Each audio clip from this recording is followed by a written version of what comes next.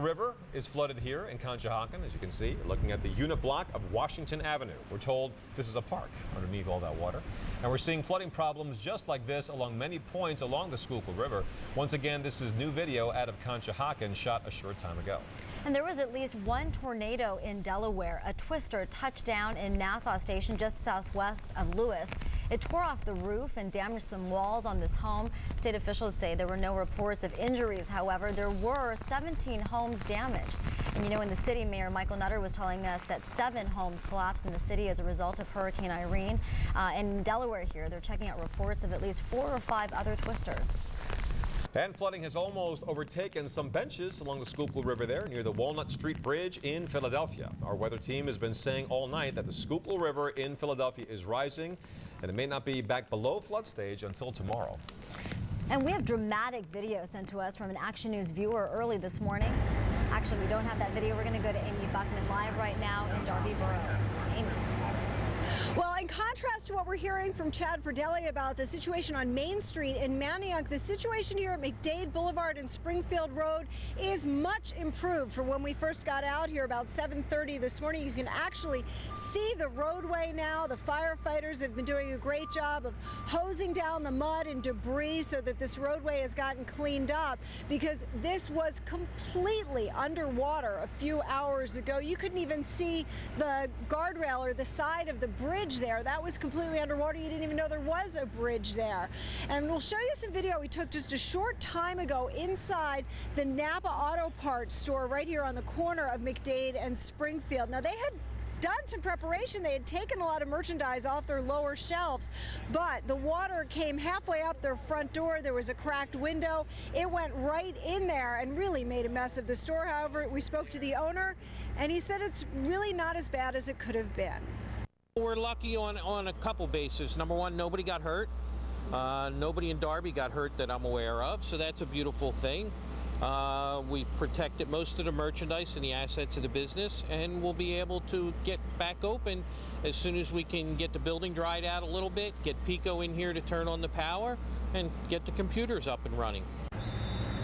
He certainly had a good attitude. Now, in contrast to that sort of positive spin on the storm, we got some news that's really disturbing. A few blocks down from here, there's a beer distributorship. Police say some teenagers are trying to loot that beer distributorship and take beer. I believe that they may have caught up with them, but please, people, let's try to control ourselves in this situation for everyone's sake. Live here in Collingdale, I'm Amy Buckman, Channel 6 Action News. Amy, thank you. We want to go to a live news conference right now in Washington, D.C. with FEMA. What we're told is that at the podium right now, Homeland Security Secretary Janet Napolitano. Let's hear what she has to say. Less of a threat to communities in its path. We encourage individuals to listen to their state and local authorities as we move through the response to Irene. We just concluded briefing President Obama on our ongoing efforts to support the states that are being affected by the storm, and he has instructed us to continue leading forward on our response. On the call with the President were other members of his cabinet, including the Secretary of Transportation, Ray LaHood, Secretary of Energy, Steve Chu, and Secretary of the Treasury, Tim Geithner, as well as other White House officials.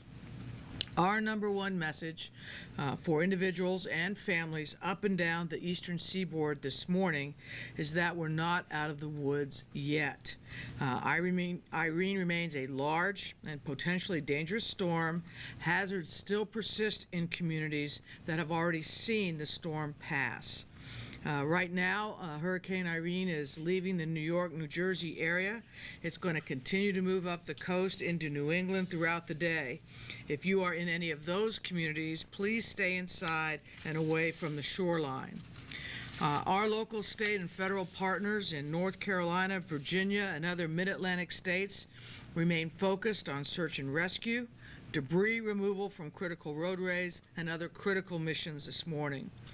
Power outages remain an issue all up and down the coast. We are working with our private sector partners in the electricity sector to make sure that they are getting the power up and running as soon as it can be. No matter where you are this morning, from North Carolina to Maine, we encourage you to stay off the roads as much as possible so that we can keep them clear for first responders and for vehicles who are working on power restoration. We also encourage everyone to continue listening to the instructions of their state and local officials and to visit ready.gov for tips on how to stay safe after the storm. Down power lines, flooding, generator issues, and fallen trees are just some of the dangers that exist after a storm, and by taking a few simple steps, you can improve your level of safety and the level of safety for your family. We still have a ways to go with Irene, but I did want to take a minute and thank everyone who followed the instructions of their local officials yesterday and last night. As I said, unfortunately, we have seen some loss of life, but by and large, with the evacuations and other precautions taken, we have dramatically decreased the risk to life over the course of the storm. And we want to thank the public for helping us achieve that goal. Now, as I've been saying all week, this storm is in 3 phases: preparation, response, and recovery. We are now into the 2nd phase for the most part. That is the initial part of the response. Damage assessments are already underway. I spoke to Governor Perdue of North Carolina this morning. As the storm clears the East Coast, we will be conducting damage assessments with our state partners in all of the affected states to determine the area of the storm's impacts and the next steps that need to be done in the response and recovery process. So we have a ways to go. But I think it is safe to say that the worst of the storm, at least up to and including New York and New Jersey, has passed. The storm will proceed up through New England this evening and out of the United States by late tonight, early tomorrow morning. With that, I'd like to turn this platform over to Bill Reed from the National Hurricane Center to give the estimate of the storm. Bill? Thank you, Madam Secretary. You actually did a great job of capturing what the forecast for the storm will be. I want to add a few things here. We were very fortunate to be able to get a unique opportunity. We actually had the Hurricane Hunter aircraft from the Air Force Reserves actually fix the center of the storm as it was coming into New York City earlier this morning. Now that it's come past, the center's here on the Connecticut-New York state line, but we still have the onshore flow with the high surf, tropical storm force winds, and still some threat for tidal flooding, especially when the winds become more out of the west and then southwest this afternoon. The west-facing Buzzards Bay and areas along Rhode Island's coast will be the next issue for the coastal effects. And as you said, everywhere south of there, conditions will be improving, though we still have tropical storm force wind gusts, and we'll have tropical storm warning continue down to Chincoteague to the south of the center of the storm. It'll pass through New England today and into the eastern Canada and the Maritime provinces overnight tonight, and then it'll be the impact and the follow-up after that. Next slide, please. Heavy rain is going to be the ongoing issue. The heaviest rain has exited the New Jersey and Pennsylvania area, but still continues for eastern New York State up into the Adirondacks and all of northern New England, and it should be exiting most of Connecticut and except for extreme western Massachusetts this afternoon. Next slide, please. This is the forecast for the rainfall, continuing rainfall from now on. We're still looking at some 2 to 6 inches of rain across this area. Very highly prone to flash flooding, mountainous and hilly terrain, already saturated grounds. And with that in mind, next slide, please. Next slide, please. These are the impacts. All right, that was a FEMA news conference right there, headed up by Homeland Security Secretary Janet Napolitano, giving us an update on the situation here in the Northeast and across the region as well. Now we want to take a look at some dramatic video sent to us from an Action News viewer early this morning. Jim Suevo of Bensalem, Bucks County says he woke up to this. Power lines exploding several times near his home. The fiery explosions lit up the night sky. Suevo says as bad as it looks, he still had power when things calmed down. Good news there. And don't forget, if you see breaking news happen, once again, we've been telling you this all morning long. Upload it and send it to us at 6abc.com. We've been using a lot of your pictures and a lot of your information, so we thank you for that. And we want to go back once again to a video of rescuers out in Elmsford, New York. This is in Westchester County, New York, and you can see that the first responders were on the scene, pulling people from homes where the water had gone right up to the front door. And these dramatic pictures sent to us from WABC, our sister station right there in New York City. Of course, Westchester, New York is a part of their viewing area. And the pictures that we got back from here, we saw a couple of children coming off, approximately 10 years of age, and they're just doing a fantastic job there getting to the people who need the help the most. Now we're looking at some video of boats damaged in Norfolk, Virginia. Now you're looking at the roadway there. You can see all of that flooding. We were showing you video from our area where entire parks were just covered with water. It looked like more like lakes, and we're seeing this all over the eastern seaboard right now. Again, Janet Napolitano is saying that the worst of this storm has passed, but we're not out of the woods yet.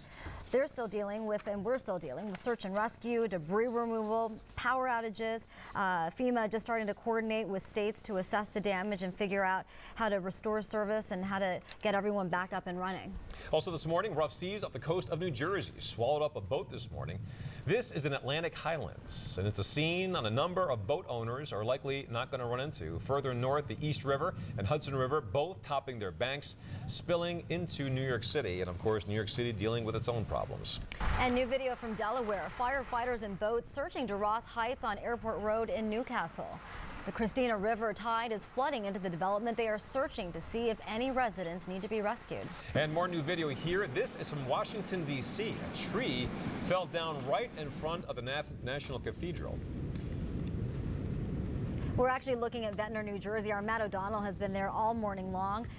Looks like beach erosion, again, going to be an issue here, as well as possible flooding in the area. Lots of folks did evacuate, did heed that mandatory evacuation order. We were hearing 95% successful, that evacuation effort. Matt O'Donnell thinking that it may have been even just a little bit higher than that. He said it really was a ghost town. Very few people there in Ventnor, New Jersey. And we want to reiterate one more time, Trenton Mayor Tony Mack also has ordered residents of the island section of Trenton to please evacuate. They're anticipating flooding along the Delaware River. Moments ago, we talked about that toppled tree by the cathedral in Washington. That's right. This is in Washington, D.C. You may recall last week's earthquake damaged part of the cathedral's steeple. Well, fortunately, this tree did not fall onto the cathedral. You can see it was a very near miss there. So Washington Cathedral right there. All right, Karen Rogers joins us live now. No, we're actually going to go to a break. We'll be right back with more coverage of Hurricane Irene. We'll be back in a moment. Now at the big board, it looks like you have a picture behind you that is a prime example of what's happening all over our area. Yeah, we do. We have a really difficult scene out here in a lot of the neighborhoods, and we're getting that from some of our Facebook friends kind of showing us this. This is a shot of the last thing you ever want to do here in Newark, Delaware. Phyllis has been kind of filling in on what it looks like here, and we see the water up to the tires, even almost up to the complete tire in this car. The last thing you want to try to do is drive in a situation like this person tried to do in Newark, Delaware. Your car could easily float away. All you need is a foot of water. Now, this is a shot right here in 322 in Downingtown right here as you head towards Westchester, and Liz sent this in, and you can see how the water is already up to the guardrail in this area, so bad conditions there as well. This is Route 926 right now at Creek Road, and we're looking at this at the Brandywine River overspilling, and look at this car that was parked, and you can see right there that the water all the way up over part of the car there. Looking also right now at another shot in Glassboro, New Jersey. Eric sent this in, and you can see that the backyard kind of completely filled in at this point.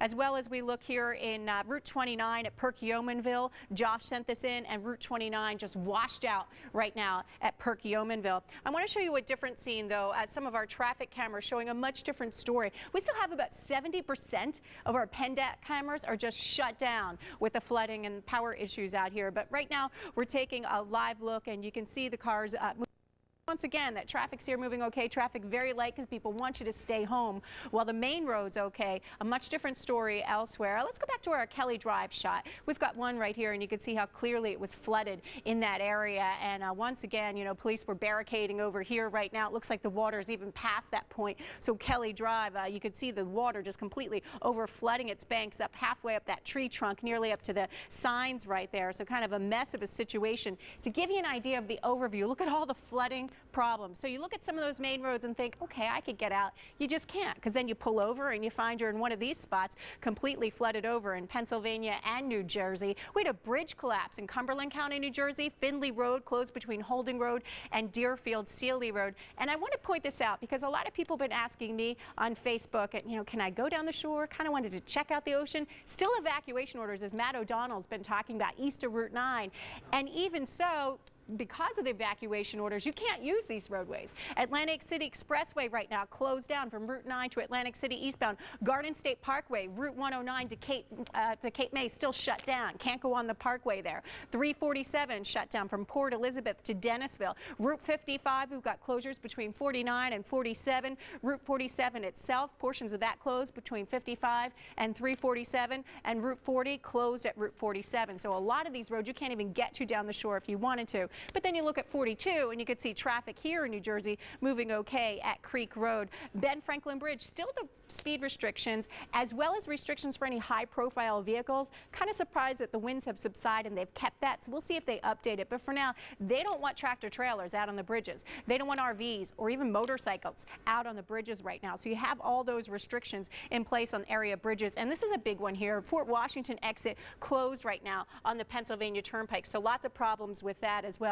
This is White Marsh Valley Golf Club. One of our viewers sent this in, and you can see the golf course, I mean, just completely washed out over here. This is Margate, New Jersey. Look at this tree that just came down. You see Margate, New Jersey, right outside of our Atlantic City Bureau. I used to be the reporter down here, spent many a day right in that building there, and we can see that roadway here, Ventnor Avenue, just shut down, completely flooded. A tree pulled up, and do you see that? Even pulled up the roots as well. I mean, this isn't just toppling over a bit. This is completely shut down in Margate. Another tree out here, this is Washington Avenue in Williamstown. So we see this tree just completely blocking Washington Avenue in Williamstown. What a difference that is from some of the main roads that I was showing you, and that's the real problem out there. You're just going to find this left and right. And these guys, a lobby, they're standing in the lobby of a hotel thinking, all right, I'll go to a hotel. Things will be better there. And these lovely young kids standing in at least 3 inches of water right in the lobby of a hotel. So trying to give you an idea of the problems that are all around out there. And meanwhile, you could look at a shot here of I-95 at Cottman and think, well, things are fine here. So it's really a vast difference when you're traveling through the area. And thanks to all the viewers that are helping us see what it looks like all over the Delaware and Lehigh Valleys. Keep sending your Facebook pictures, and we'll keep showing them, Walter and Nydia. And it looks like a touch of sunshine right there. Yeah, yeah. Cecily Tynan just came storming in. She was very happy back there. A little bit of a milky sky, and it had her going. She bounded back into the studio. All right, thank you. Ratted you up. Thanks, Karen. Taking a look now at some pictures from Norfolk, Virginia. Look at the damage to this house. Now in Virginia, nearly 2.5 million people are without power right now. This is the second largest power outage the state has experienced, second only to what they experienced after Hurricane Isabel. There are also some ongoing concerns with some water pump stations being down. Now the worst problem, again, power outages. Officials have found that much of the storm damage that was farther inland, and the heaviest rains, 15 inches plus, were 60 miles away from the coast. My goodness, and that's really a harsh reminder of how much worse it was down south. I mean, we certainly got our share of water up here, but down there they got a lot more wind, a lot more water as well. It's a really tough situation down there in Virginia, and it harkens back to what Homeland Security Secretary Janet Napolitano was talking about. Her main message is we're not out of the woods yet. There's still water, still flooding, and they pose a threat. And did you see what Irene did to that pier here? We had talked about this earlier today, but basically a wall of water just sliced right through that pier at the far end. I think part of the pier actually crashed into the ocean, so you could see the break earlier, but as we zoom trolley lines, most city bus routes are also now operating, and SEPTA crews will continue working throughout the day to restore as much service as possible in time for tomorrow's morning's commute. You're looking at pictures from the Red Cross. Again, the Red Cross really so important in getting those shelters together in Philadelphia, helping out with the aftermath of Hurricane Irene. the Red Cross really knows exactly what to do in situations like that. They are out there as just soon as possible. They are looking for 1,200 volunteers, though, right now to continue to help out. Also this morning, new information out of Delaware. Governor Jack Markell has lifted the mandatory evacuation order. Although a limited state of emergency remains in effect, no serious injuries have been reported at this time, which is a very good thing. But as you can see, first responders are still out there, and they're trying to help people as much as possible. 43,000 people still without power across the first state. And they're assessing the damage at this time all across Delaware, all across the Lehigh and Delaware valleys, and up the eastern seaboard as well. He also said that getting the power back on is really a priority right there in Delaware, right? All right, time for a check with the AccuWeather forecast. Meteorologist David Murphy is standing by with some more information and some new photos. Karen Rogers just, I think, set the record for viewer photos in a single report, but she had about 12 of them. What I love about this, and I was commenting earlier back behind in the Weather Center around the corner here, that the nice thing and the great thing about all you Action News viewers sending these photos into us is that as good as the Action Cam is, and we've got all hands on deck today to cover this storm, you get the pictures from all over the place, and it gives us a chance to label more communities and drive home that point that the flooding that we're experiencing today is really in every corner of the region. This is Levittown, Pennsylvania. Flooded streets here. Probably not as much of a problem trying to drive through it, in that this isn't like an active waterway coming through here, but not a good idea because this is deep enough to get stalled. There are a couple of people walking in this. I wouldn't recommend that for a couple of reasons. Floodwaters can have a lot of pollutants in them that can be unhealthy. Sometimes if some of the water's been in somebody's garage, you can get gasoline or whatever solvents people are storing there in the water, not good for you. And also you have those underwater storm drains that sometimes are draining and you can't see them from the surface. In fact, I distinctly remember in September '99, Hurricane Floyd down in Newcastle County, Delaware, a couple of kids got drawn under in a culvert and they didn't make it. So try not to go out walking in this stuff. Another viewer photo. This is from Gail, and actually I think that was Gail in Levittown. This is Quakertown. This is Thatcher Road. And the viewer who took this picture says that this car, which tried to get through this high water, again, we tell you that isn't a good idea, apparently got stalled. The water rose up in a flash flood situation up to about the steering wheel bottom.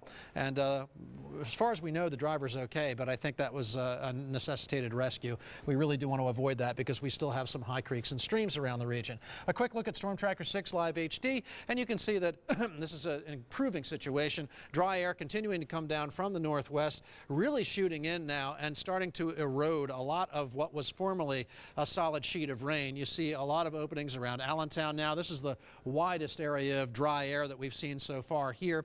And another one from Baltimore all the way up to Wilmington. Again, you'll probably get the revisitation of some at least light to moderate rain swinging down out of the northwest, but obviously the dry air is beginning to mix in from aloft and really doing a good job at evaporating a lot of this rain as it tries to course through and finally get out of here. And the wide view on Storm Tracker 6 Live 3D reinforcing that idea. We do have that center of low pressure probably right about there, the center of what's left of now tropical storm Irene. It is continuing to push up north, again bringing in the moisture and the heaviest rain to our north, but drier air starting to come down from the northwest and starting to break up that rain. So good for us. Now these are new flood gauges that I want to show you, new readings that have just come in, and we are starting to see that peak in the rising water in some creeks and streams that we talked about. The Acid Peak Creek, Cecily, this was the creek that you said was an all-time record high, right? Yes. Yep. Okay, so this is an all-time record. It is over the old record. Yeah, there it is. The old record, 14.6 inches. It did crest at 14.79 feet, and it is now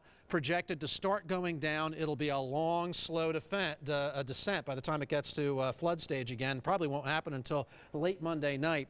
But this new gauge shows you that at least we are just about at the top of the situation there, and it should start gradually improving. I want to run through a few of these because these are all new. You haven't seen them yet. Chester Creek near Chester. Look at this one. It did top out over major flood stage by about 1.5 feet. It went down, up, and now it has dropped below major flood stage. Expected to really drop in a hurry to moderate and then to regular flood stage. And once it gets to that line there, we no longer have flooding. That's about 11 o'clock tonight along the Chester Creek. Going on down, the new flood gauge information just in. Brandywine Creek at Chadds Ford. This one has also jumped above major stage. It unfortunately isn't going to crest until it gets to possibly a tying record high of 17.1 feet. That's probably going to happen in the next couple of hours, and then it subsides. So we're still watching rising water along the Brandywine. Next up on the parade here is Neshaminy Creek at Langhorne. This one is up to 19.44 feet, well above the major stage, probably a little short of the record, but it looks like it is also just about ready to crest, and then it will start a pretty good plummet so that it's back down to flood stage probably by about maybe 9 o'clock tomorrow morning, okay? So 9 o'clock Monday morning or thereabouts, you're down below flood stage along the Neshaminy. And boy, that's a creek that has had historic flooding over the years at times. Here's a better situation. The Red Clay Creek at Wooddale in Newcastle County, Delaware. This one went up above major flood stage by 3 feet, but look at how it's dropped now. And it is actually dropping sooner than the projections had it dropping. And that's because we just saw that heavy rain that was to the north and west of Wilmington really dry out. I just showed you that on Storm Tracker. And as a result, this creek has managed to get back down to major stage, still major flooding there, but a big time improvement and probably beating the curve of what the model had said that it would be. And by the way, let's go ahead and look at that model. That's below flood stage. Again, this is the Red Clay Creek at Wooddale in Newcastle County, Delaware. Probably by about 11 o'clock Sunday night, you might even be able to push that back about 4 hours. It might be tomorrow evening that that's down below flood stage. And finally, I think we have, the Schuylkill River at Norristown. This one, of course, the big rivers we've been telling you all along take a lot longer to rise, and then they take longer to fall. This one has now reached major flood stage. The Schuylkill River at Norristown is at major flood stage. It's still got some rising to do. It looks like over the next several hours we could go as high as 22.5 feet. That would be up from the roughly 19 current feet. That's going to be below the record stage, and then it drops. But again, it takes a long time for these rivers to drop, and we probably won't be back below flood stage until sometime around midday on Monday, all right? Delaware River rising even later than that and taking even later to fall. That was a lot of information, Cecily, but this is all new information, and for those people living along the creeks, the streams, and the waterways across the region, pretty important to know when that flooding is going to end. It really is so important to know, and a lot of people probably getting cabin fever right now, wanting to get out and about, but you should stay in your homes if you can, and do not try to cross any flooded streets. This is something you should know. About 6 inches of swiftly moving water can actually sweep you right off your feet, and you don't know how fast the current is moving. Also, about 1 foot of swiftly moving water is enough to float a car. 2 feet can actually sweep a car away. So this is why we do encourage people to stay put, even though you probably want to get out and about. Wait until those waters recede. Now, this is the latest on, it says Hurricane Irene. We have to change that graphic because it's a tropical storm. Maximum sustained winds down to 60 miles per hour. It's really racing up to the northeast now at 26 miles per hour. That trough has picked it up and is really pulling it. The center of the storm is 20 miles west of Danbury, Connecticut. So Irene is just a tropical storm, and it left a lot of rain. Trenton, 5.65 inches. Philadelphia, 5.7 inches officially from the storm. Atlantic City, 5.74. Millville, 6.2. And Dover, so far this is the highest rainfall amount we have found, more than 8 inches of rain. We were forecasting for most of our viewing area 5 to 10 inches of rain. Unfortunately, Irene was on the lower end of the scale. We did, though, have a confirmed tornado. This touched down last night at 6:35 in Lewis, Delaware. Sussex County, Nassau Station was the community. 15 homes were damaged, 1 demolished. So this storm system definitely packed some punch. In addition to the flooding, what we're left with right now are some pretty high wind gusts. Future Tracker 6 showing at 4 o'clock we could have wind gusts around the 50-mile-per-hour range. Still a lot of wind wrapping behind this system. It's beginning to drop down to the surface. So although the rain is exiting, it will continue to be windy. But then as we head into tomorrow, the winds diminish, the sunshine reappears, and yes, I did run into the studio yelling, "Hey, it's almost sunny outside." We were waiting for this. Back to you guys. So the sun will come out tomorrow. Actually, it's going to come out today. Coming out right now. Thanks a lot. I was going to break into a song from Andy right there. Let's go out to Manioc again. Chad Pradelli is there, and the mayor has just arrived, right, Chad?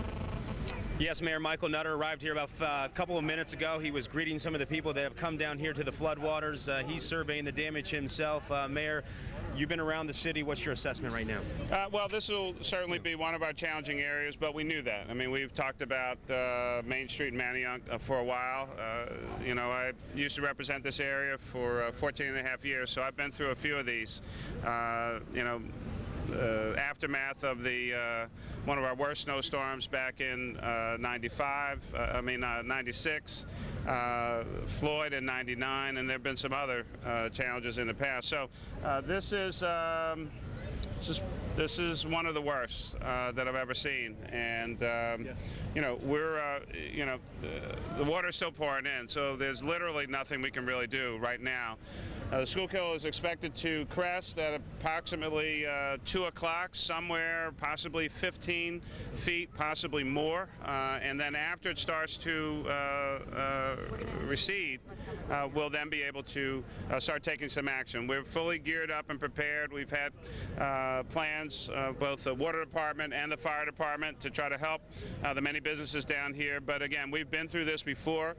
We had active evacuation plans for further up, of course, Venice Lofts. We talked to the owners there and others. So we will be prepared, but we literally have to wait until the river recedes. That'll be sometime later on this afternoon into the evening, and then we'll be prepared to move equipment and personnel in. Are you lifting the state of emergency, and if so, when, and what does that mean for residents? I had a press briefing at 10 a.m. This morning. The state of emergency will be lifted at 12 noon. SEPTA service was also, we decided to reinstitute SEPTA service at 10 o'clock. Basically, 4 of the 5 modes of transportation should be pretty much back up and running, although challenges, of course, for buses and trolleys because of flooding, because of trees down and other impediments in the roadway. But the Broad Street line and the Market Frankfurt L should be pretty much operational, and we're bringing other parts of the system up as soon as we can. Mayor, we're live on Eyewitness News. Can you just kind of reiterate some of your concerns being here in Manayunk and taking a look at this, some of your concerns looking at? Well, I mean, obviously we're, you know, at for this kind of event, we're literally at ground zero at Main Insurers. We know that this happens whenever you have a major storm event. The water is literally still coming in from the river, and there's nothing we can do about that. I have seen these storms before, although quite frankly, I'm not sure that I've ever seen the water that far down Main Street for one of these events. This is reminiscent of the 96 winter storm, 31.5 inches of snow, and again also Floyd back from 1999. So this weather event more than likely will exceed those heights back at that time. Once the water starts receding, fire department and the water department will be out. We've worked with these businesses and neighbors before, and will provide some assistance. More than likely, many of them have easily 5, 6, possibly 7 feet of water in their basements, and that will be the major challenge.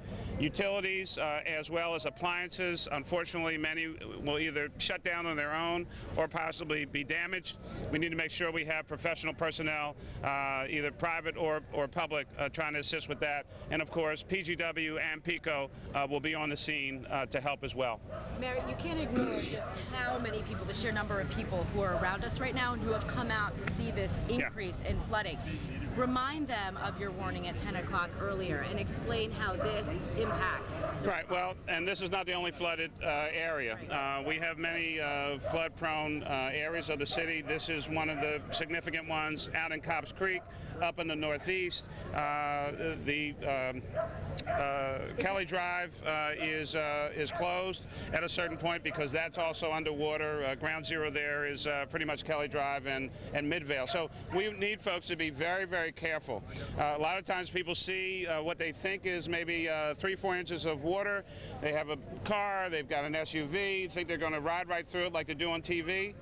That's not the case, and that water can be much, much deeper. So we really do need folks to still pay attention, be safe, make smart decisions. It is literally still raining right now, and we're probably going to get, in the course of the day, another inch of rain. We are already at 6 inches already. So the bulk of the event may be over, but it is not completely done, and we're also concerned about high winds. Mayor, when you actually eliminate the state of emergency, remove the state of emergency, does that affect the resources, outside resources that you can bring in? I know when you put that into effect, that enables you to put certain things? Absolutely, but we've already established all of those processes and protocols. We still have the relationships in place. If we need to call on state resources or federal resources, once we've made the declaration, they understand that we have to get the city back in shape. But those partners are not going anywhere. FEMA has been tremendous. President Obama and Secretary Napolitano, as well as Governor Corbett, Lieutenant Governor Cawley, and FEMA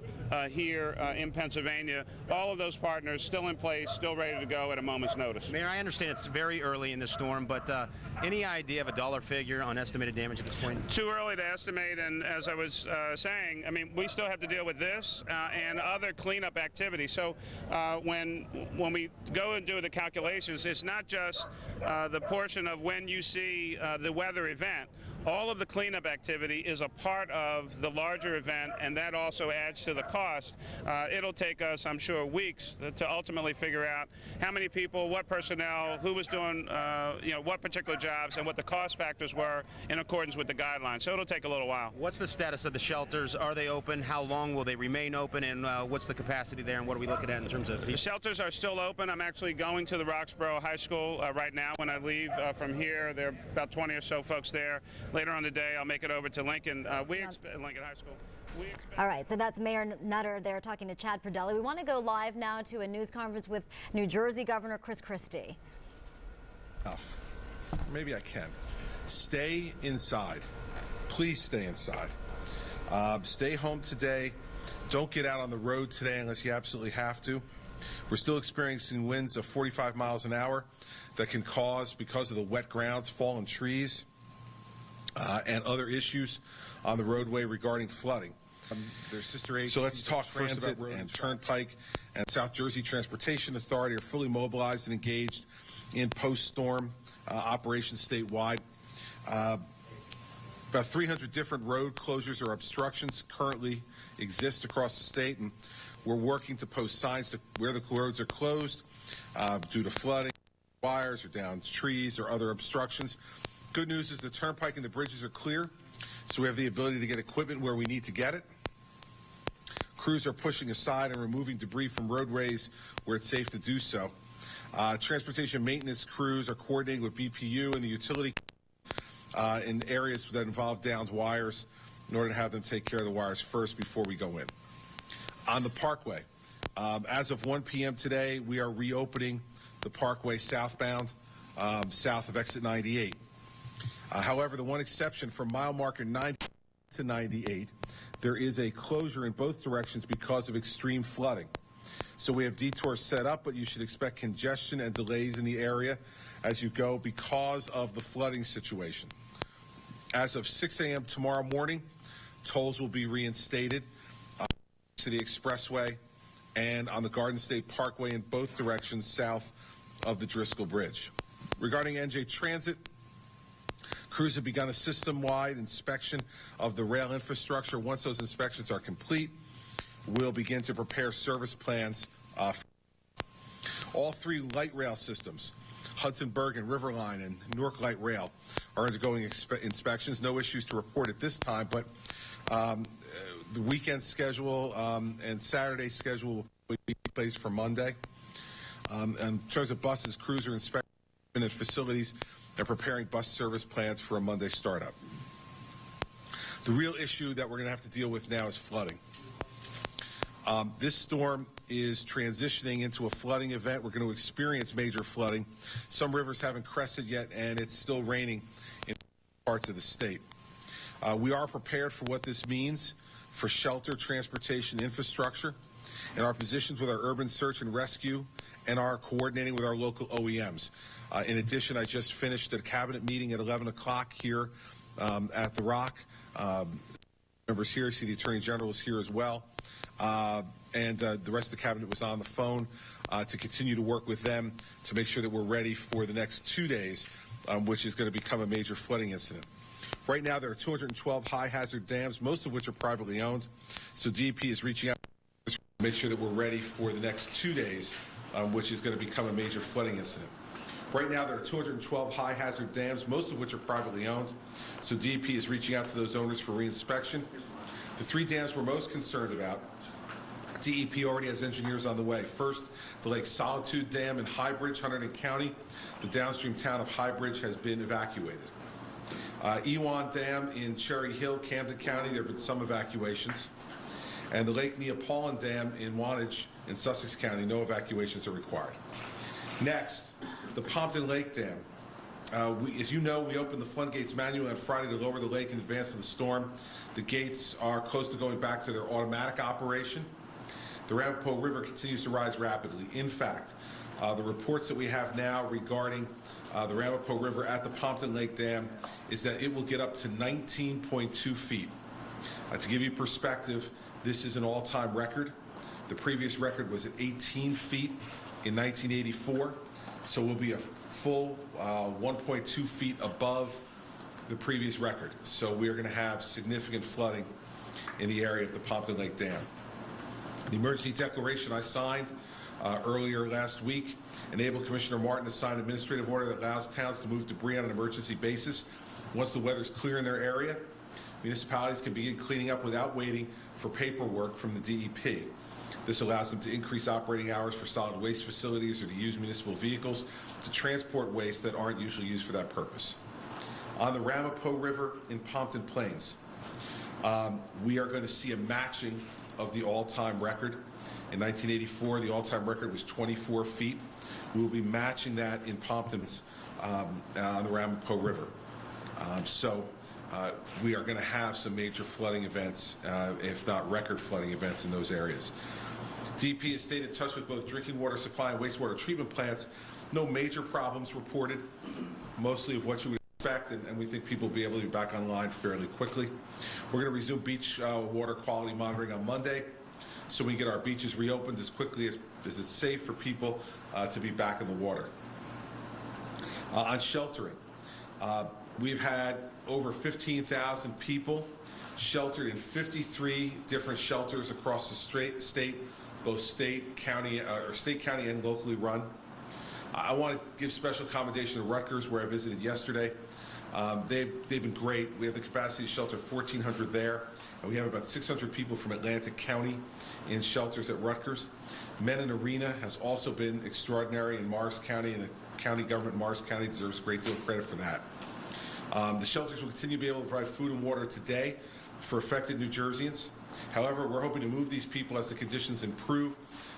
In fact, I've ordered that New Jersey transit buses be sent first now to Rowan University to evacuate the 1,200 or so people who are from Atlantic County who are currently at Rowan University. So the first New Jersey transit buses will be sent to Rowan University to evacuate people, send them back to Atlantic County. So that's good news. They'll be able to go back home. We're going to do the same thing at Menin Arena and the other shelters that we have throughout the state in coordination with New Jersey Transit.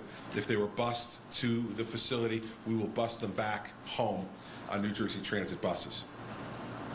Should it become necessary, we've worked with the Department of Education to identify schools and with agriculture to ensure there'll be food, water, and appropriate staffing available for additional shelters if in fact that's necessary due to the inland flooding that we're going to be experiencing over the next couple of days. And we're working with Commissioner Cerf and Secretary Fisher to make sure that we have that at the ready in case we need it. I'm not saying that we need it yet, but what we've tried to do all along has been a couple of steps ahead of this in order to be prepared and ready to go in case we need to put these things in place. Director McKenna has done an extraordinary job of that in terms of sheltering in coordination with the county and local OEMs. And so I want to thank him for that, and I think we're going to continue on that path if we need it. Conferred this morning at the Cabinet meeting with Commissioner O'Dowd regarding hospitals. 2 hospitals remain closed. Palisades Medical Center and Hoboken University Medical Center remain closed. Hospitals and other healthcare facilities are monitoring their current situations and will go on divert as necessary to manage the safety of the patients they have. But that's a normal course of events anyway. Nothing that's really necessarily connected to the storm except for the 2 closures. A number of the healthcare facilities around the state have experienced power outages, operating on emergency generators. Health and Senior Services are reporting those power failures through the rock here to the BPU, so those health care facilities can be prioritized as appropriate as we move forward here to restore power across the state. As of last night, 25 healthcare facilities have been evacuated, affecting about 3,000 people, including those 2 hospitals, as well as nursing homes and assisted living facilities. Healthcare facilities have to evaluate their situations to determine if evacuations are required, and the Commissioner is continuing to monitor this situation on behalf of the Department of Health. EMS has experienced some increased travel times because of the difficulties on roads, so the public should be aware of that. If you need EMS, it's going to take a little bit longer than it normally does because of the roadways. Sometimes hospital choice can't be granted because of the road conditions. So we're partnering with other states to ask for ambulances, and we've received support from Pennsylvania. I want to thank Governor Corbett for his willingness to lend us some ambulances to be able to take up the slack during this difficult time, and I thank Governor Corbett for that. He's also offered sheltering facilities as well in Pennsylvania if we need them, and he and I have spoken a couple of times in the last 24 hours, and Governor Corbett has been a great partner in offering us help during a difficult time. And I want to thank Governor Corbett publicly for his assistance. Now on to the issue of power, electricity across the state. There are now about 650,000 people without power across the state. We think that number will increase a little bit more as the day goes on because of the sustained 45-mile-an-hour winds and the real likelihood that more trees will go down and then power lines will be taken down with them. As soon as conditions are safe, crews are going to be going in to put power back online. Now that we've reopened the roadways into the 4 southern counties, Cape May, Atlantic, Ocean, and Monmouth, crews are ready immediately to go into those 4 counties to assess the damage and to begin work at restoring power in those 4 counties. Middlesex Water is experiencing some heavy call volumes with reports of no water or low pressure in South Amboy. 3,000 homes are affected there. They're on top of the situation, and there's some wider boil water advisories in Middlesex County. The Canoe Brook Water Treatment Plant is currently down due to flooding. As a result, the following towns are under a boil water advisory: West Orange, Short Hills, Milburn, Maplewood, boil your water, Attorney General, Maplewood, Irvington, Springfield, and Summit. The nuclear plants are continuing to work fine. As you know, Oyster Creek powered down yesterday as a precaution in anticipation of high winds. They won't be back up today because they need approval from both the NRC and FEMA in Washington. But that's really just paperwork. It's fine. They should be able to power back up as soon as they get those approvals from the NRC and from FEMA. We had no problems with Salem or Hope Creek on the nuclear plant side.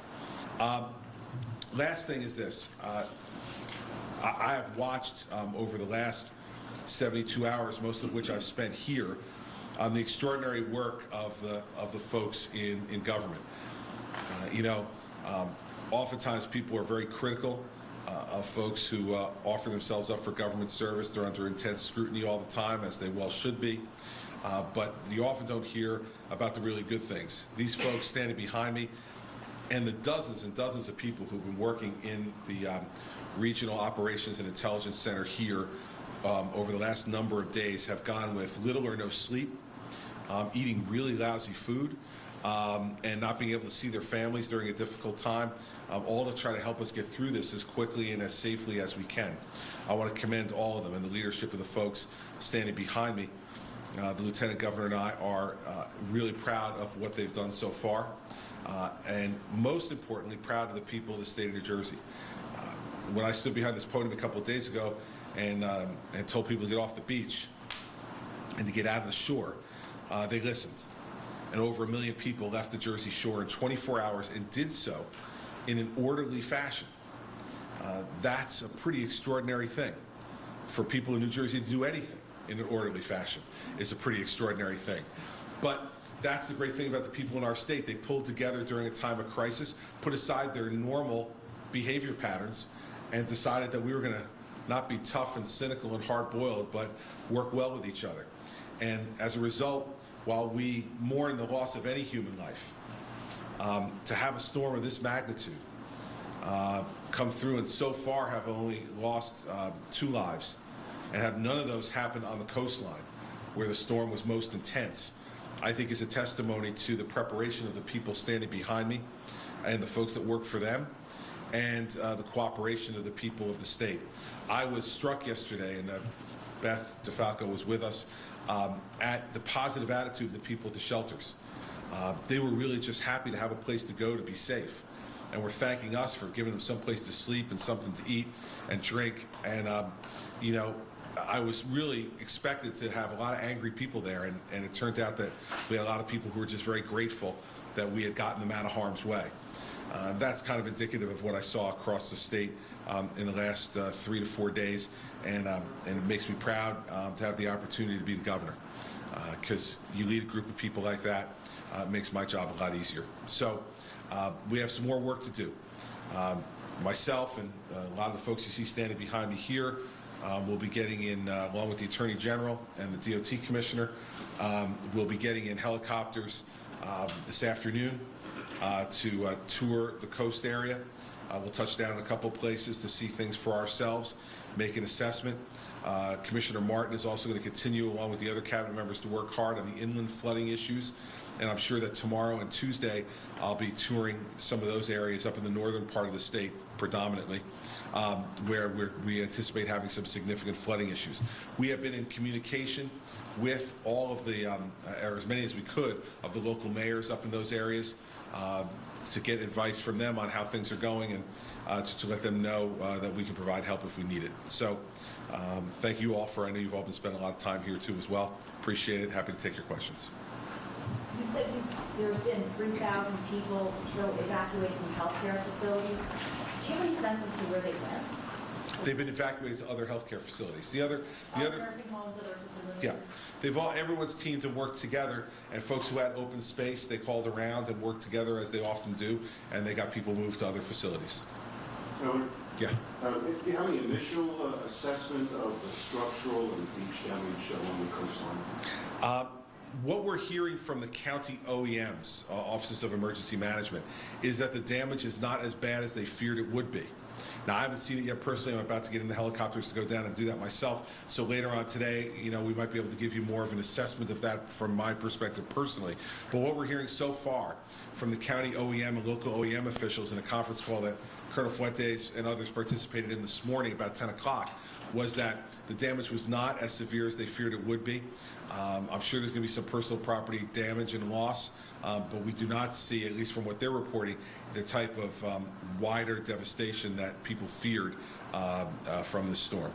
Can you elaborate on the billions number you're talking about? Sure, because what we're talking about, Lisa, is there's extraordinary business losses that are going on here too.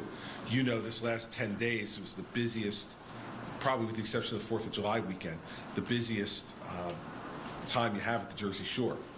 And while the weather looks like it's going to be really good the rest of this coming week, whether or not everything is going to be power and everything else will be on and ready to get people to come back down to the shore and spend the rest of the time through the Labor Day weekend is open to question. But there's no question that there's going to be significant business losses that are going to be sustained here because you had a great summer going on at the Jersey Shore, very little bad weather. And so these folks are going to, the businesses down there are going to suffer. So when I use the billions number, it's not just property damage, but it's also business losses that we're going to have to take into effect as we calculate what the true cost of the storm was. Kevin. Governor, because the storm was somewhat less vicious as it could have been, does that mean that those who have lost power might not have to wait as long as we have originally heard, possibly as much as a week? We're hopeful of that.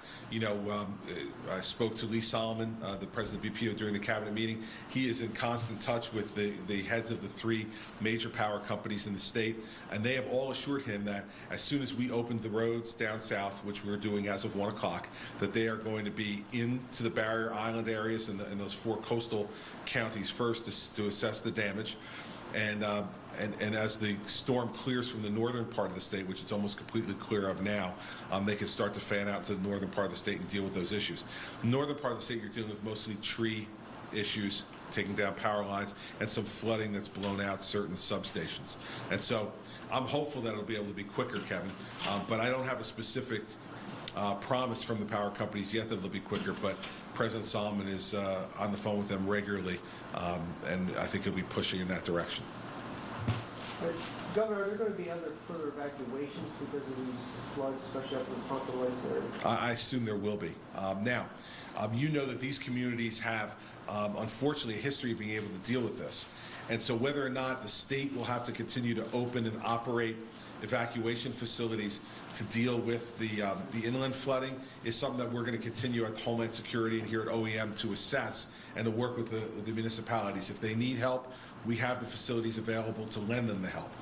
So we'll just have to see how that works, Jason. But I would assume when you're talking about record flooding numbers on the Ramapo and the effect that has downstream in the Passaic River as well, I assume that you're going to see some evacuations. Are you looking at any programs for the shore business owners in terms of loans or?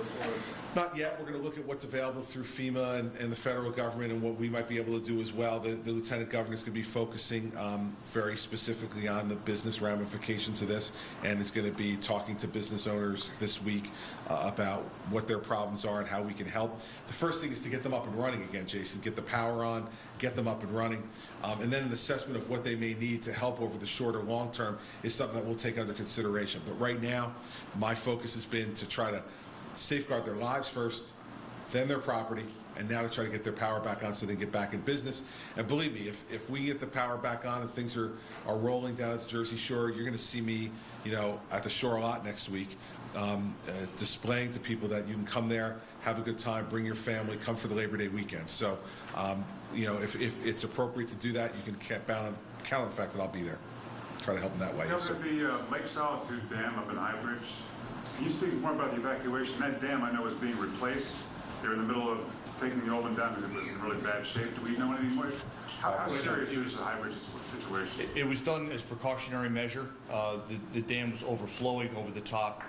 It had not breached, and so there was a precautionary evacuation of it. And we've sent engineers from the DEP. Engineers are out there now assessing the potential damage or potential breach long term. But so far, there's been no breach to that dam.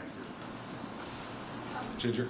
Governor, this morning you went on a number of political talk shows that no one in New Jersey could see because they either didn't have power or neither New York or Philadelphia stations carried them.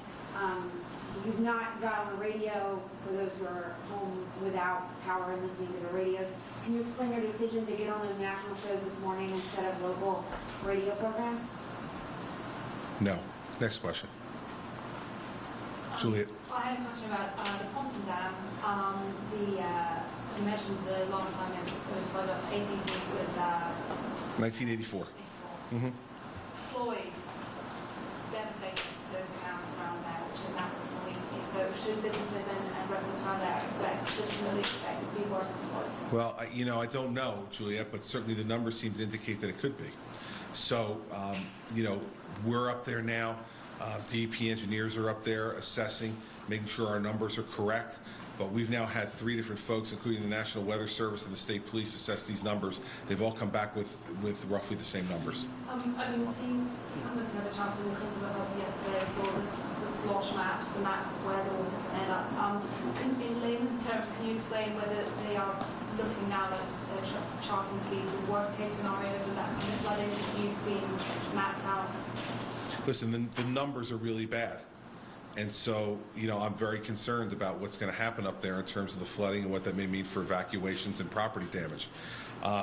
Whether it's the worst case scenario or not, I don't know. But, Juliet, the numbers are worse than they've ever been. So we're very concerned about it.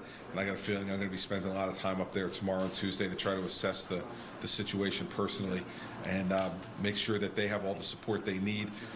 Folks in the National Guard have been extraordinary. We have over 30 of the vehicles around the state who are helping people in high water, folks at the National Guard, the soldiers and airmen have been extraordinary, and I'm sure they're going to be with us and on call as we move forward into this portion of what may be a search and rescue on the inland flooding side. As I've been saying for the last couple of days, the inland flooding is the thing that has been almost as much of a concern of mine as the coastal flooding's been. Governor, the decision on people who have left home returning, is that left to the local, municipal, county level to decide? We're doing that in conjunction with them. We had, as I said, we had a conference call this morning at 10 o'clock with local and county OEMs in the 4 shore counties. They all advocated for the reopening of those roadways to go in. We then had the Commissioner of Transportation make an assessment of the Parkway and the other state roadways going into those areas to make sure they were safe. That's where we came up with the closure between 98 and 91, south and northbound, that we're going to have to detour around. Otherwise, the roadways appear to be safe, and so we agree with them. As long as the roadways are safe, and they believe, given their initial assessment of the conditions on the ground in their counties, that they can take the folks back, then that's why we've done this at 1 o'clock today. Governor, can you or Colonel Fuentes talk about the firefighter who died? What happened? Do you have any more details? No, we don't have any more details than what I just gave you. I don't know that identifications have, notifications have been made to everyone that need to be made to, so we can't go any deeper into that. Beth? Casinos, have you spoken with some of the owners of the situation, possible? Casinos will reopen tomorrow morning. Casinos will reopen tomorrow morning. Yes. Governor, can you talk more about the islands area here in Trenton and other areas along the Delaware River with flooding potential? Listen, there's going to be a major flooding incident here on the Delaware. Attorney General reports that Route 29 is starting to flood, and she came in today. I don't believe the flooding on the Delaware will be nearly as severe as it's going to be up north in the Ramapo and Passaic River areas, but it'll be a major flooding incident, but not a record one, and not the type that we haven't dealt with before. All right, thank you all. Oh, Lisa. Sorry, I wanted to ask you about how this compares with some of the winter storms we saw in terms of just your level of preparedness and response, and just want to offer the opportunity. We've been hearing from people who said that all the warnings and everything that you were giving out were just because you weren't around for the blizzards. They were a little skeptical of that. First of all, in terms of preparedness, I think that we took a lot of lessons from every one of these different disasters you go through to try to improve what you've done before. And so nobody right here is ever going to claim that we have this, completely knocked. And we'll have after incident a set of meetings with all the folks you see here and others to analyze what we did right, what we did wrong, and what we could do better. In terms of discussing and making these warnings, all of you, as I thought I displayed at the time, were much more concerned about the fact that I wasn't here for the blizzard than I was. And I think I've seen data since then that shows that the people in New Jersey, at least the overwhelming majority of them, didn't really care much either and didn't think it was that important. So, that stuff's much more important to all of you who have, that paragraph about me being in Disney World, at F4, so you can just push it and insert it in every story that talks about a disaster. I know that makes your lives a lot easier and it helps you to fill space. But the people of the state don't really much care about it. I did this because it's what I thought needed to be done given the circumstances. And folks that I've spoken to in the last 72 hours are happy that I was as direct and as pointed as I was about them getting out. This is a much different situation than a blizzard. We're not evacuating from a blizzard. This was an evacuation situation from shore communities that were specifically threatened, more threatened than other parts of the state. So, but the good news is that you asked the question, so now you'll be able to put it in the story again on the blizzard. So that's really good. I just gave you a fresh quote on it, and so now you can put it back in again, and I'm sure it'll make you extraordinarily happy, Lisa. Yes, Governor, Jason. do you have a preliminary assessment on the beaches, and is there any discussion of beach replenishment? I'm sure there will be some discussion of it, Jason. Yeah. At least, like I said, all I know is, before I get up in the air and get down on the ground and look at it myself, is that the county and local OEM's initial assessment was that the damage was not as severe as they feared it would be. What that means in terms of each individual beach, as you know, is going to be different. The character of each beach along the shore, in terms of their width, is much different. So, we're going to make that assessment. But the beach replenishment fund in the budget was completely funded. And if, in fact, we need to apply for disaster funds from the federal government, we're going to do that, obviously. We already have the pre-landing declaration in place. So we'll assess that, but I don't really have an idea, Jason, yet, except for what they told us, which was it wasn't as bad as they thought it was going to be. Governor, after the tour of the impacted areas, we'll be back here to brief us on what you saw, what happens somewhere else or at a later date? I think, Maria, I think I get to say this right now, and I'm going to be smart. I think we're having pool coverage of my visit, Kevin. I didn't know about that yesterday, but today I know. Another example, by the way, Lisa, of how we learn from each day. Like yesterday, I didn't know about the whole pool coverage thing, but now I got to hang with Beth at Rutgers and understood what pool coverage was. And so I think we're having pool coverage of that. So I don't think I'm going to be coming back here to do another, am I? I think you are. So see now, tomorrow when we're together, I will have learned from that. Yes, Kevin, I want to come back here and do another one of these, and so, and God knows for you in the radio, I need to. So we'll be back here after I fly around on the helicopters. And I want to announce, by the way, also, that even though it's August, due to the weather, my son will not be playing any baseball, so we won't be landing any place to watch him play at all on this. This will all just, see, F5.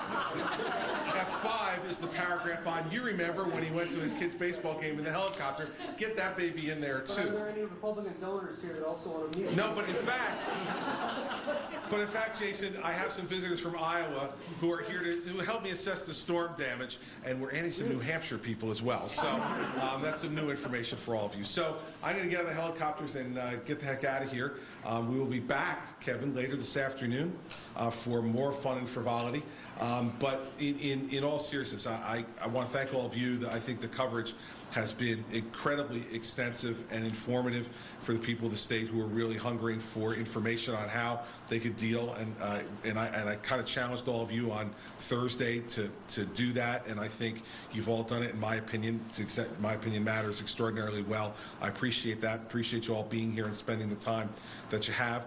I think we've come through this pretty well. We've got another couple of days to get through. So let's, we're going to continue to remain focused, and I hope all of you will also, in keeping people informed about what they need to know. So thank you all for your time. Appreciate it, and I'll see you back here later this afternoon. All right, the news conference with Governor Chris Christie ending dripping with sarcasm and a little bit of frivolity there at the very end, but of course some very important information that he passed along. And also, I'm not clear if he mentioned this during the news conference or earlier on, but Governor Christie says 2 people in New Jersey have township firefighter. The second was a 20-year-old woman found in her car submerged in water in the Salem County community of Piles Grove. Of course, that's a story we carried with Kathy Gandolfo live down there at the scene earlier on today. Such a tragic story there. We do have some good news, though. We just got this in that residents who've been ordered to evacuate the barrier islands and homes east of Route 9 on the mainland may now return. The mandatory evacuation order has been lifted, including that 9 p.m. to 6 p.m. water as safely as possible. So a great forecast for the week ahead for those people who are headed to the shore. That's right. We'll be right back with more coverage of Hurricane Irene, now Tropical Storm Irene. We'll be right back.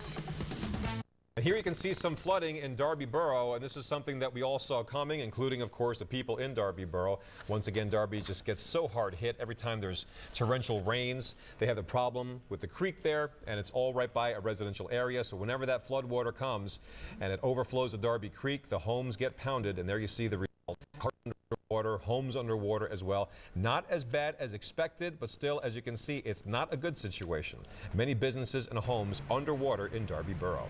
Now let's get to Conshohocken. The Schuylkill River is flooding here, as you can see in Conshohocken. This is the unit block of Washington Avenue, a park underwater right now, and we're seeing flooding problems just like this along many points on the Schuylkill River. And of course, when you talk about flooding, you're talking about Wilmington, Delaware as well. Here you see some cars stuck on the road there. This is an issue all across Delaware over the past couple of hours. We've heard different kinds of reports. It seems like Delaware, here in the Delaware Valley, the state of Delaware has gotten the brunt of this whole thing. They've had tornadoes. They've had lots of situations where bridges have been taken out and flooding across the region as well. And the governor there has lifted the mandatory evacuation order, but a limited state of emergency is still in effect here. You're looking at Newcastle, Delaware. This is where search and rescue crews were obviously looking for people lost in the water. Again, the good news here, the mandatory evacuation order, though, has been lifted. There have been so many reports of power outages across the region. Reports of flooded out roads, washed out bridges. It's something, once again, that the winds were not as strong as we had anticipated, but there was so much water that came down, and there's simply no place for that water to go. And speaking of water, here's a look at the ocean down there in Ventnor, New Jersey. Matt O'Donnell has been reporting live from Ventnor all morning long, talking about the situation. It's another example of where it could have been a lot worse, but it's certainly not a good situation. There are basements, or there are no basements at the shore, of course, but there are homes that are flooded out in our first floors, and some tough situations up and down the eastern seaboard. And again, residents who had been ordered to evacuate the barrier islands and homes east of Route 9 on the mainland may now return. The mandatory evacuation order here, too, has been lifted, including the 9 p.m. to 6 a.m. curfew. So really good news there coming out of the Garden State. Here in Summers Point, a little more damage. This is more wind related, and also, of course, because of the saturated conditions on the ground, some trees toppling there. Work crews doing a fantastic job. These guys are getting lots of overtime today and in the days to come as well, cleaning up all the debris from trees to landscaping, all kinds of problems across the region. This is just one example right there in Summers Point, New Jersey. Work crews doing a great job clearing up the scene as quickly and as efficiently as possible. Yeah, we should also mention the state travel bans on the Garden State Parkway and the Atlantic City Expressway have also been lifted. We're giving you some power outage numbers now. PECO, 297,000 people still in the dark. We're told statewide 330,000 people. Moving on to other power utility companies, PSE&G reporting 330,000 people, as you mentioned, across New Jersey. Atlantic City Electric saying 91,237 homes still without power. Delmarva Power, 52,609 people still in the dark. And PPL, 90,291 people. One of the many places that we often go to for consistent flood conditions when the rains come down this hard is Manayunk. That's where we find Chad Perdelli live with an update from that part of the city. Chad. Hey, Walter. While many parts of the city are faring pretty well, Manayunk is not one of those locations. Take a look behind me. This is Main Street at Shores Lane, and we keep moving further and further back because this water continues to flow from the Schuylkill River. You can see it right there, and there is quite a current that has built up here over the last half an hour to an hour, and that water is really flowing. I would imagine it's about 3-4 feet deep there in the middle. Mayor Michael Nutter, Commissioner Ayers, Commissioner Ramsey were on scene surveying the damage about an hour ago. Nutter said he has not seen this much water in Manayunk that far down Main Street in his entire lifetime. And it continues to flow here from the Schuylkill River.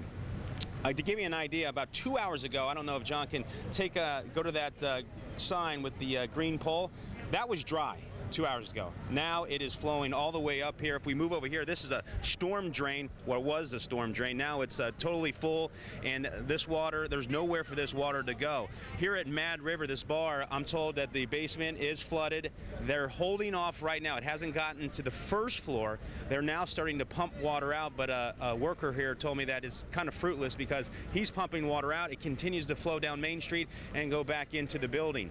Over at the Manayunk Brewing Company behind us, that has been a sore spot in years past, especially with Hurricane Floyd. They took on some 15 feet of water. I was talking to some guys that were pumping water out of that business. They just stopped. They said it wasn't going to do anything at this point. They just have to wait till these waters begin to recede and then survey the damage. Now, if you go further up Main Street, all the way to Belmont, Manayunk's in pretty good shape. None of the businesses right now are being affected.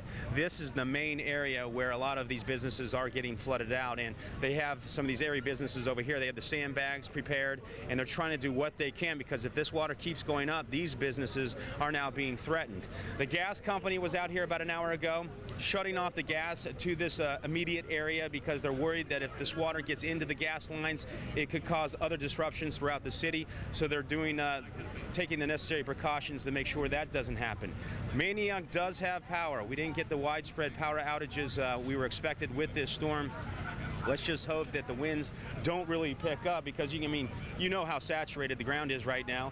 And these trees, if it continues to blow, we're going to have more down trees, more down power lines, and that could cause all sorts of problems. But a pretty bad situation out here. And right now people are just watching, waiting, and hoping for these waters to recede so then we can start the cleanup and then assess the damage. But that's the latest in Manayunk. Chad Perdelli, Channel 6 Action News. Back to you guys. My goodness, Chad, not a pretty picture out there. From the flooding in Manayunk, a truly tragic story out of Piles Grove, New Jersey. Our Kathy Gandolfo has been covering this story and joins us now live. Kathy, such a sad one.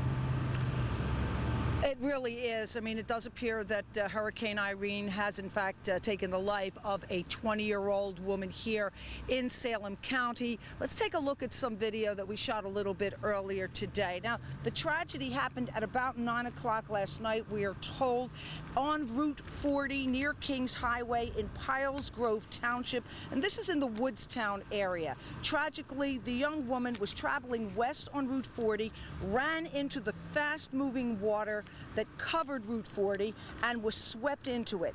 The woman, we're told, called 911. She was on the phone, on her cell phone with the dispatcher, and then the dispatcher lost contact with the woman.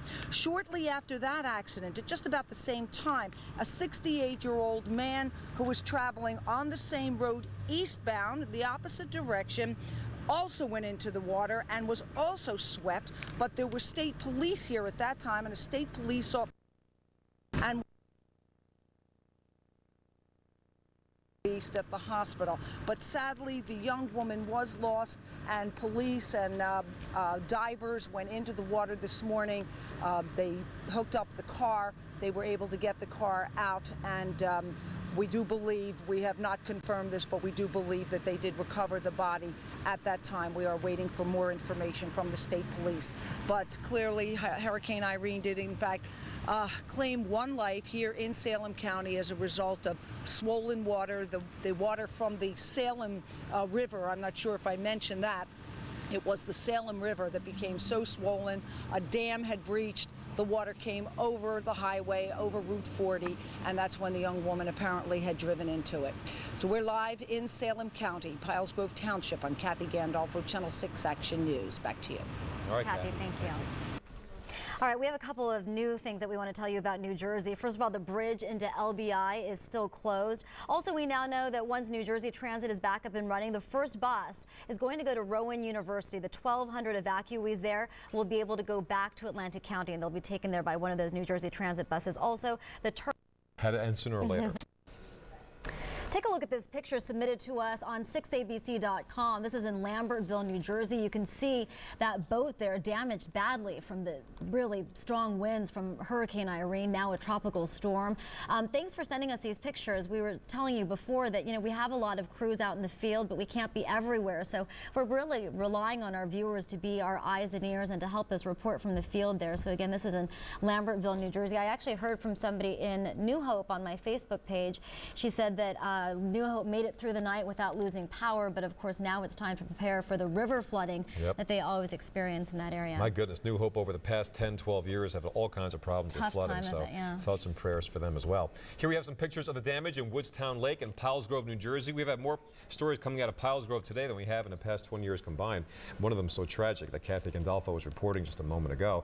And we're getting the numbers in across New Jersey. Atlantic City, 4.56 inches of rain. Over in Windsor, New Jersey, near Trenton, 6.1 inches of rain. You see the disparity from town to town and across the region. The winds in Tuckerton registered at 69 miles per hour, while in Margate, top wind gusts came in at 56 miles per hour. And as of right now, PSE&G reporting 233,000 people still without power and 10,000 people still in shelters all across New Jersey. So it seems the storm has blown out across the region, but let's get an update.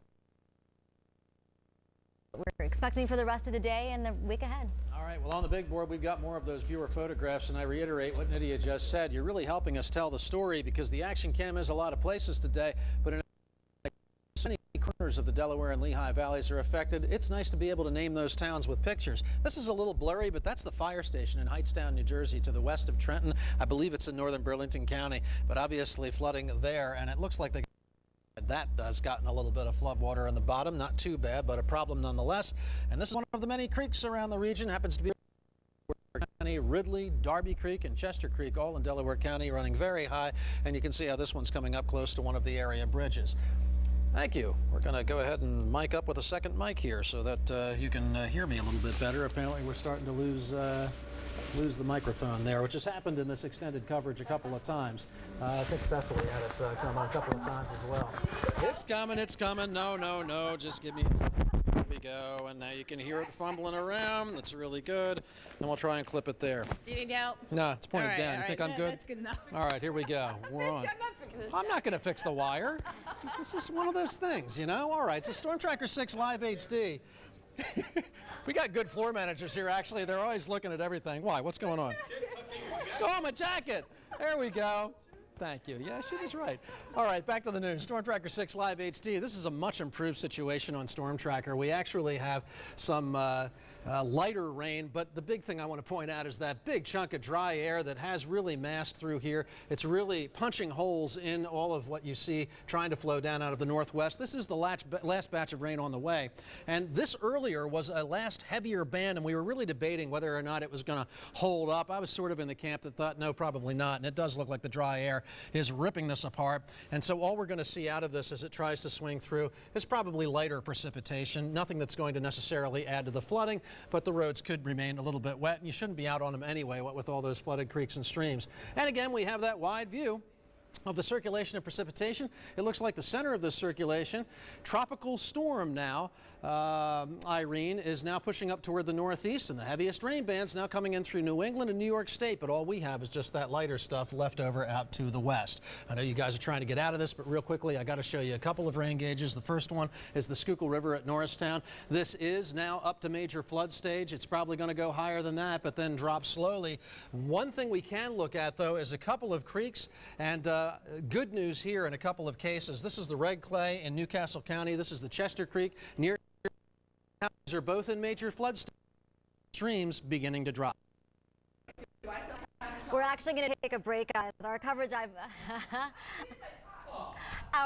of Hurricane Irene continues. Now tropical storm. Jim Gardner is up next.